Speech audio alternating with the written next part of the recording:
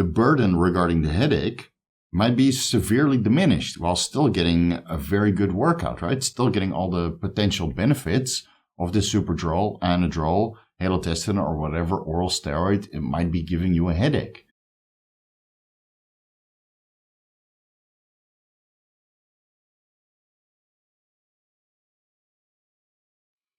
Vigorous Steve here. Let's discuss a couple methods so you don't ever have to have another headache from oral steroids ever again. Now, fair warning before we get into it, you probably won't be able to resolve the headache that you get from the love-hate relationship that you develop with particular oral steroids. For example, I love Anadrol and the effects that it gives me, the pumps, the volumization, right? But I hate the fact that it slowly reduces my appetite over time to the point eating turns into a job, which gives me a headache just by itself. So for the love-hate relationship headache that you develop over time as you expose yourself to these oral steroids, that's why we have a limited exposure duration window. And it highly depends on the dose, your personal response, how you're able to mitigate these headaches, the real headaches, the exertion headaches, the blood pressure headaches, right? We'll discuss all of that in this video. And that kind of plays into how long you're willing to expose yourself to these compounds for yourself. So in this video, we'll discuss methods to attack or prevent the headaches that might manifest from oral steroids. Let's start with the lowest hanging fruit first, the methods which should help with most of the oral steroids. And then later on, we'll handle particular methods regarding particular oral steroids, which all could potentiate headache due to their unique characteristics. Often overlooked is hydration, right? It shouldn't be an issue, but it's still an issue for a lot of people. Now, when you go on oral steroids, they might change the way how you retain fluid. They might change your aldosterone concentrations or the renin-vasopressin angiotensin system, right? And before you start throwing particular blood pressure medications at it, look into your hydration first, right? And it's very difficult to give you blanket guidelines regarding how much water you should drink, because how much coffee you drink plays into dehydration, or how much you're sweating, right? An easy way to see if you're properly hydrated is to simply look at your urine. It should be a clear yellow. It should not be transparent, right? It should not be clear without a tint of yellow. That probably indicates overhydration or an under sufficient intake of micronutrients and electrolytes. So your urine should be a clear yellow. It should definitely not have an odor unless you had some asparagus the meal before. So as long as your urine has a nice clear color, you're probably hydrated enough, and that should already prevent a large majority of the headaches which might manifest on oral steroids. Another issue is with hydration between the extracellular and intracellular space. Now, something like taurine, for example, helps with that. Taurine helps to regulate osmotic pressure between the extracellular and intracellular space. That helps with hydration of skeletal muscle, but it also helps to prevent headaches. And especially when your blood pressure goes up a little bit, or you start to retain a little bit more water due to specific oral steroids, right? Taurine is able to mitigate and prevent some of this lower back pumps, for example, or overly pumped calves, shin splints, or overly cramping forearms, and headaches as well. Now, taurine is not the best way to fix everything, right? We'll still have to look into the individual oral steroids regarding what other effects they might have that result in headaches. But taurine and hydration is just long-hanging fruit, whether you need 3, 4, 5, maybe 6 liters of water per day, and 3,000, 4,000, 5,000 milligrams of taurine, ideally around the workout, where some people develop exertion headache. And of course, you would want to stay hydrated surrounding your workout as well, especially when you're dosing particular oral steroids pre-workout, right? There's many different methods to administer steroids. I made a separate video about that. You can watch it here. But let's say you're exposing yourself to a particular higher dose of androgens without an ester, being the oral steroids, whether they're 17-alpha alkylated or not. If you take 10 milligrams, 20 milligrams, 30 milligrams around the workout, you definitely want to make sure that you're hydrated and have taurine at the same time, just to mitigate some of this intercellular or extracellular water wherever that might occur, in the head, in the lower back, or in the calves, right? To prevent shin splints during your post-workout cardio session. So that's just the lowest hanging fruit. I would also look into your electrolyte intake. Also made a separate video about that. Just watch it here. Read the article that comes along with it so you can design optimal electrolyte intake for yourself. Particularly look into your magnesium intake, because the magnesium helps to relax the arteries. Again, the brain has arteries surrounding it. And if your blood pressure goes up and your arteries are not able to relax and mitigate some of this temporary blood pressure increases which occurs during strenuous workout, you can also cause an exertion headache or a headache that lasts the entire day. Again, because the arteries are not relaxed, and now you create this internal blood pressure that might result in a headache. Another method to undo exertion headache is by simply focusing on your breathing. I can't believe how many people are still overlooking this. I understand there's a learning curve when it comes to training, especially training towards failure, beyond failure, or whether you're leaving some reps in reserve. You need to focus on your breathing, because a lot of people, they like to hold their breath, especially during the last few reps of a strenuous set. So let's say you're leaving 0 reps in reserve, or you're pushing beyond failure, and you have a tendency to hold your breath. That can also increase your blood pressure, resulting in an exertion headache. And especially when you take androgens around the workout, right, your training capacity is increased. It might already increase your blood pressure a little bit. And now holding your breath is going to increase your blood pressure even further. So focus on your breathing. Inhale in the negative portion of the rep and exhale in the positive portion of the rep. Don't hold your breath during the last few reps when your blood pressure is already going to increase naturally, right? The more you're coming to failure, and especially as you're training past failure, blood pressure is just going to go up. And holding your breath is going to make it worse, especially if you're on pre-workout androgens, right, in the form of oral steroids. Now, some guys still hold their breath, and then you might be able to do what I do, is just yell it out, right? That's the easiest way to prevent you from holding your breath. You just make some noise, you just grunt, or whatever noise you like to make. Don't grunt too hard, otherwise people get upset. But that's another way to prevent yourself from getting into an exertion headache, whereas you would otherwise hold your breath during a strenuous set. Now, there are many ways to control your blood pressure besides optimizing your electrolyte and water intake. If you have to use the oral steroids before the workout to really maximize the training capacity, I would advise everybody to take baseline blood pressure readings over the course of a week. You can use an Omron 7 wrist cuff or an arm cuff if that still fits, right? You're not that developed that an arm cuff doesn't give you an accurate reading. And if you're not sure, you get the wrist cuff and the arm cuff and you compare, right? Or you take an average if you're really not sure. And otherwise, you'll have to go to the hospital and see if the wrist cuff or the arm cuff comes very close to the more professional medical equipment that is significantly more expensive and would not allow you to take that around because the machines are so much larger. So whatever method you have in place to keep track of your blood pressure, take baseline readings for a week leading into the oral steroid use. If your blood pressure is also already off, it's certainly going to be worse on oral steroids, especially during the workout. So it might be good to already have a preventative measure in place to control your blood pressure. Right? And there's so many methods that you can explore.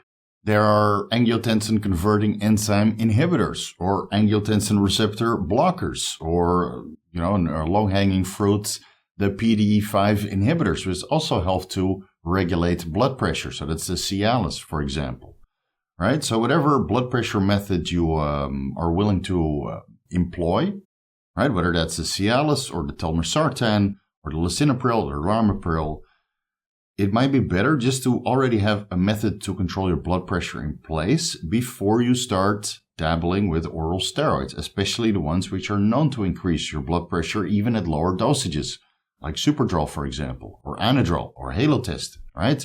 Or Dianabol. They might also increase your blood pressure, but it goes through the methyl estradiol mechanism. It might be good, or it's probably best, to be honest, it's probably just best to have a preventative measure in place regarding blood pressure management on top of the magnesium and stable electrolyte intake, just to prevent these headaches, right? You might be doing everything right, and still the blood pressure goes up depending on which oral steroid you're taking. Have that in place, so at least the headaches or the potential for headaches is not being caused by blood pressure changes or acute blood pressure changes which occur during the workout.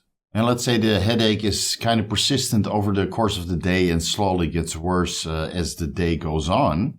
Again, because you're slowly retaining a little bit more electrolytes, a little bit more water, right? And each oral steroid might potentiate the headache a little bit differently. If you're doing a pre-workout administration, it might be just an influx of too many androgens at one time, especially if you're doing sublingual administration, which bypasses the first pass, increasing bioavailability and raises serum concentrations a lot more dramatically than conventional oral administration of the oral steroids. Now, in this case, the overall androgenic burden, right, might be too high. Maybe it's the sympathetic nervous system that gets stimulated too much during the time that these androgens are active, resulting in a headache. And that might get worse over time as the oral steroid potentiates more effects on the central nervous system. And a way around that is by splitting up the dose. Now, unfortunately, that also means that your workout might not be as productive. But if you must run particular compounds like Superdrol, Halotestin, Anadrol for whatever reason you might have, it might be better just to space those out and take these orals with meals. Right? It might lower the bioavailability a little bit. You might not absorb 100% of the active pharmaceutical ingredient because a meal contains some fiber and some of the oral steroid remains in the intestinal tract unabsorbed.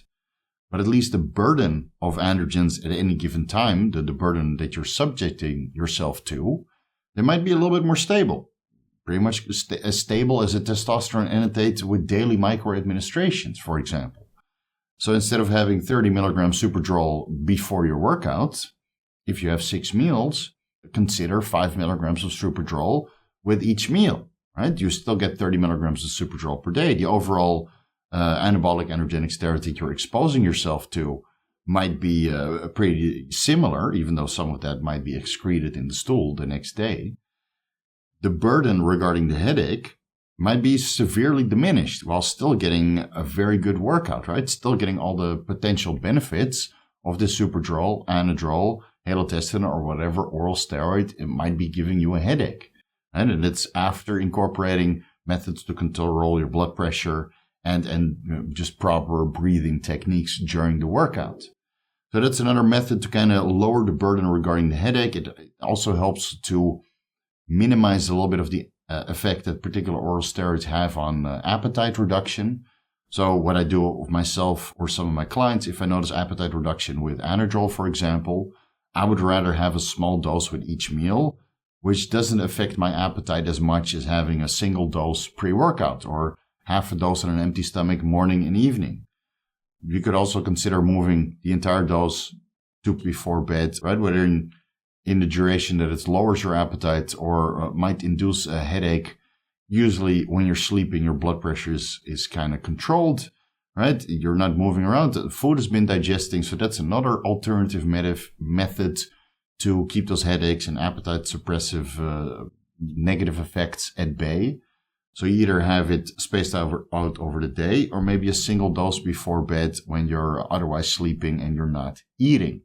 But I would prefer to space it out over all of the meals during the day. That seems to work quite well from my experience. Anabolic androgenic steroids are known to antagonize the glucocorticoid receptors, albeit with different levels of affinity, which might result in cortisol-like effects or block the cortisol or corticosterone from attaching to the glucocorticoid receptors.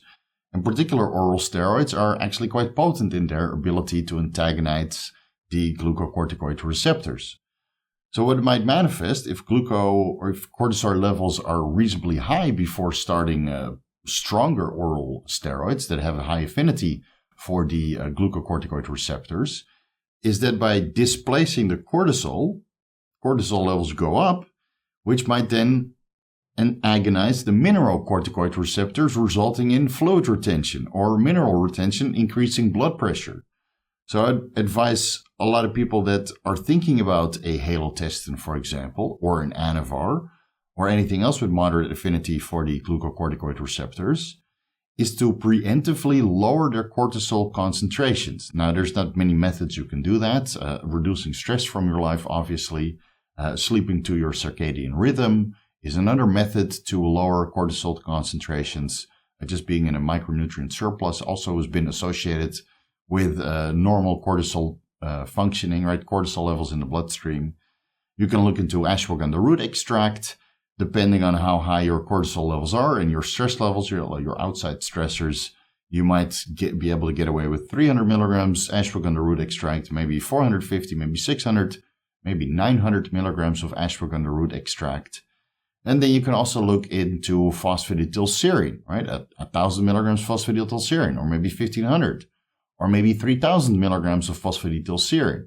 Whatever you need to put in place to get your cortisol levels down a little bit to prevent an overactivation of the mineralocorticoid receptors when you start introducing oral steroids, which have an affinity for the glucocorticoid receptors. Halotestin in particular is able to inhibit an enzyme called 17-beta-hydroxysteroid dehydrogenase type 2, which is otherwise used in the inactivation of glucocorticoid steroids, that being the cortisol and the corticosterol. So by going on halotestin, not only are you blocking the glucocorticoid receptors, temporarily raising cortisol concentrations, which might then spill over to the mineralocorticoid receptor, you're also inhibiting the breakdown or the deactivation of glucocorticoids. So now you might even raise your cortisol levels higher. And while you're blocking all the glucocorticoid receptors, so you're not going into a catabolic state, you might still overactivate the mineralocorticoid receptors, which in the short term will cause even more fluid retention or mineral retention or blood pressure increases. But then over time, the mineralocorticoid receptors might downregulate in this overstimulation from the glucocorticoids, right? So there's a lot of overlapping effects. And all of this can result in high blood pressure or headaches, right? Tension headaches, exertion headaches. So you really have to be careful with some of the oral steroids, which are actually quite potent in their overlap regarding other receptors besides the androgen receptor, because there's a lot of compounding effect that could manifest. Now, if you're doing a pre-contest and you're combining halotestin with Superdrol, that's a double whammy for a headache, right? And you need to be extremely low body fat so the blood vessels surrounding your body are able to dilate properly, right? If you have very high body fat levels, your blood vessels are not able to dilate. And it doesn't matter how much magnesium, water, taurine, telmisartan, nebivolol, right? Anything else to modulate your blood pressure. If you're simply too high body fat, your blood vessels can't dilate. And this blood pressure has nowhere to go. And at least at the skin, there's not too much resistance. But when the blood pressure in the skull goes up, right, the skull limits expansion.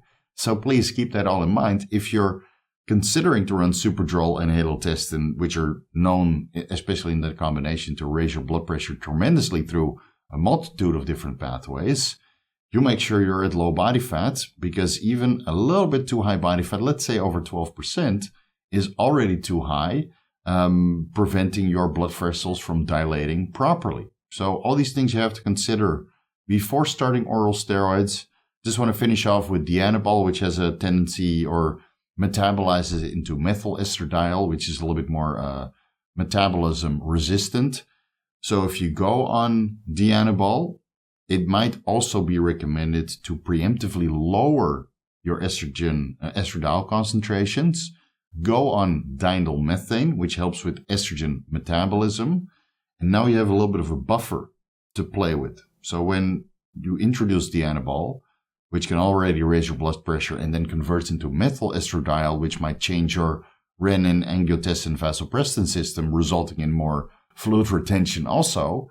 And if this is very resistant to metabolism, you might preemptively want to lower your estrogen concentrations a little bit, so you don't have a double effect of elevated estradiol and metabolism-resistant methyl estradiol. And then you have to look into calcium deglucarate and dinyl methane just to speed up the metabolization process of methyl estradiol so you can prevent yourself a headache in the process. Right? It might be better to look into turinabol or anavar, which doesn't have this effect regarding the conversion into methyl estradiol or estradiol in any way, shape, or form, because turinabol and anavar, they don't metabolize or aromatize into estrogen. All right, guys, I'll leave it at that. I really hope this was helpful. I would never want to wish a headache on anybody, especially when you're ready to introduce some oral steroids to boost your workout performance, or to look nasty hard on stage, or to raise your strength plateau to a new level, right? To finish off your off season. Really, headaches should not manifest. It's a clear warning sign that you're overdoing it and your blood pressure is too high, and that you need to manage your health accordingly. Thank you guys so much for watching. If you're looking for the most comprehensive guides to bodybuilding pharmacology, you can find the ebooks on my website, vigoroussteve.com/shop. Personalized advice is always available during consultations. You can find the rates on my website as well. Follow me on Instagram at VigorousSteve. Vigorous crew, you guys know what to do. Much love, much appreciated, and I'll see you guys in the next video.